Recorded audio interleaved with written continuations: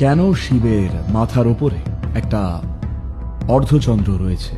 শিবকে যে নানান নামে ডাকা হয় তার মধ্যে সোমা বা সোম একটা অন্যতম গুরুত্বপূর্ণ নাম।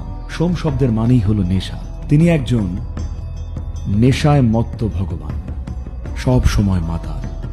কারণ কোনো নেশা যদি না থাকে, যদি মাতাল না হন, তাহলে কখনোই যথেষ্ট উন্মত্ত হয়ে চূড়ান্ত শূন্যতায় ঝাঁপ দেবেন না, যেটা কিনা মুক্তি।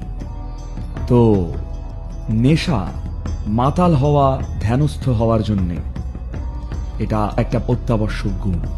ওটা যদি না থাকে, মাতাল না হলে শুধু বসে থাকবেন কি করে?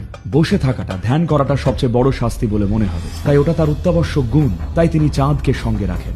ওটা একটা প্রতীকী যে উনি নিজের নেশাতেই সব সময় মাতাল, বাইরে থেকে কিছু খেয়ে নয়।